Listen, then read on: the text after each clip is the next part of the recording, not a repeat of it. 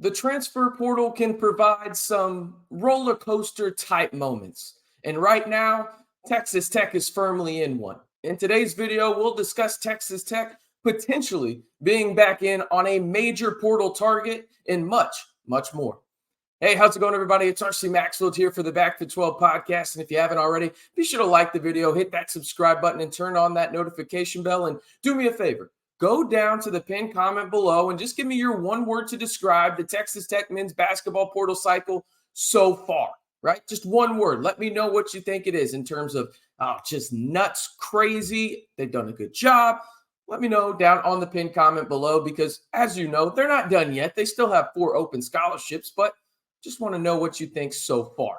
All right, let's jump into this because this recruitment that we're about to discuss has been one that has been absolutely nuts. I'm not a roller coaster guy, but maybe I should be with this type of recruitment. And we're talking about JT Toppin. Trilly Donovan, for those that don't know, he may have a funny name, but dude knows his stuff, whether that's with players in the portal, coaching carousel, and some other things in between in college basketball. He's actually a very reputable source. Just about 36 hours ago at the time of this recording, he posted that Texas Tech is, quote, back in on Toppin. What does that look like?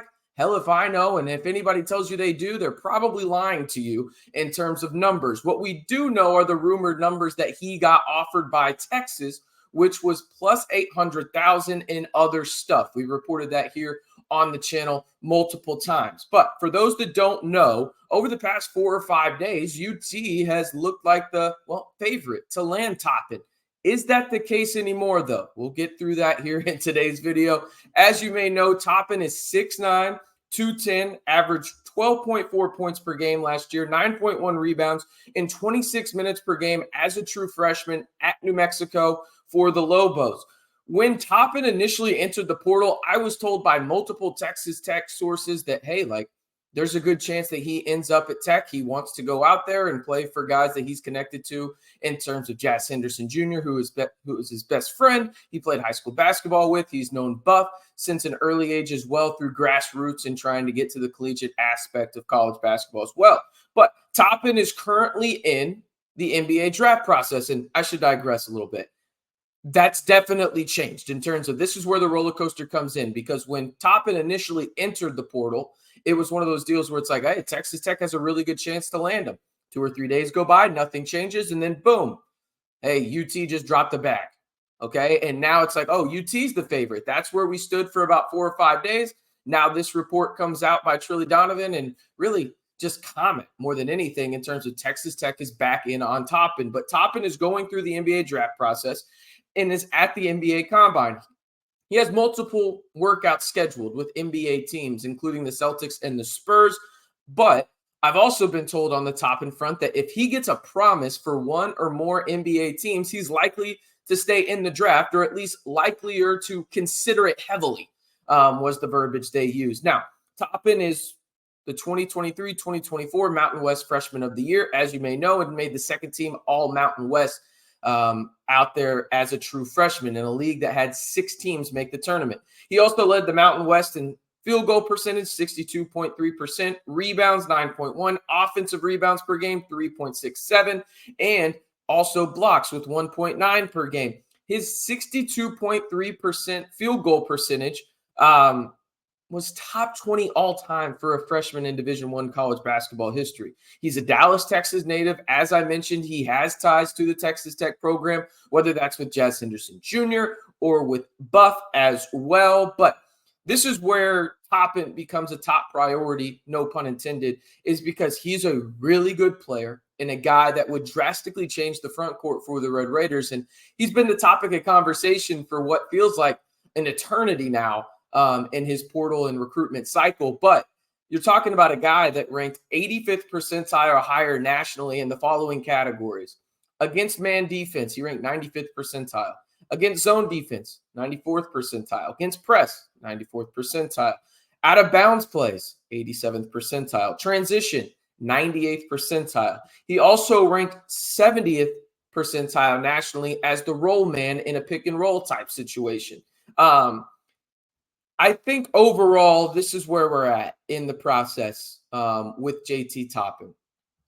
If he does decide to return to school, I think we're closer to a coin flip situation in terms of Texas Tech and UT. I know that there's been some speculation that his camp wants him to go to UT more for the branding and whatever it is. I don't know if that's the case. That feels like a heavy rumor at this point because his camp, in all honesty, has done a pretty good job of not leaking information.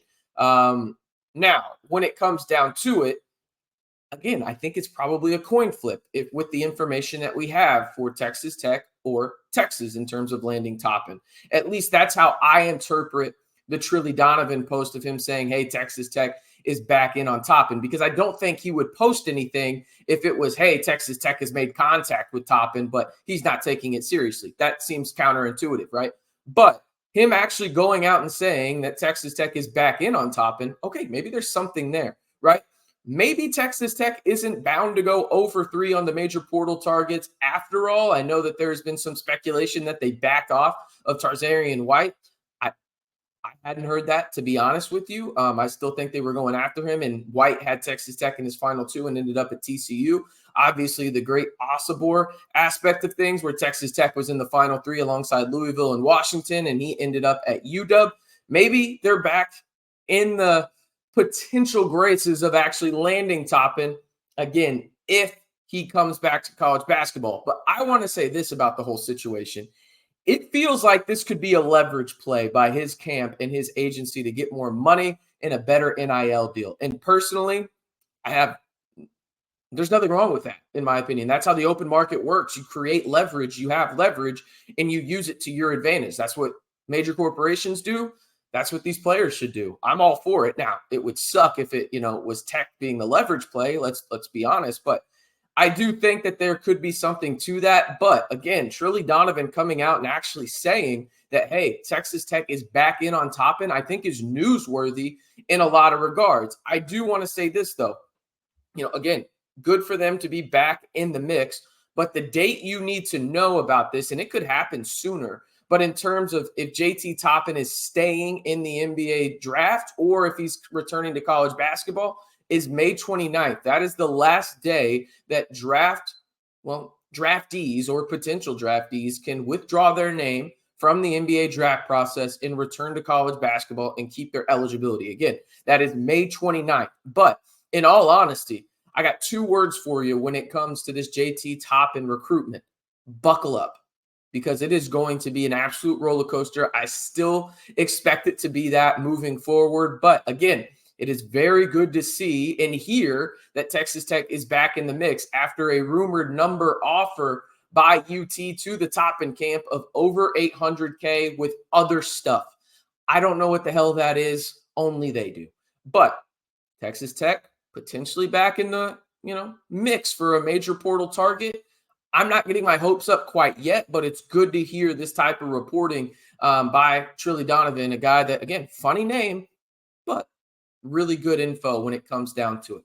All right, before we head out of here, one more time, one word to describe this Texas Tech men's basketball portal cycle so far. Again, they have 4 open scholarships remaining. A lot of work to do. They need to go get a guy in the front court. That's why we're talking about JT Toppin so heavily. They need to go get another guard, potentially, another wing. Let me know your one word, though, in terms of so far. And I think this portal cycle includes keeping guys like D5, Chance McMillan, and guys like that. So let me know your one word to describe it down on the pinned comment below. And if you haven't already, be sure to like the video, hit that subscribe button, and, well, you might as well turn on that notification bell to stay in the know on all things Texas Tech men's basketball all year long, whether it's on the hardwood or on the recruiting trail. And join the largest group of Texas Tech fans here on YouTube in the Back to 12 podcast channel.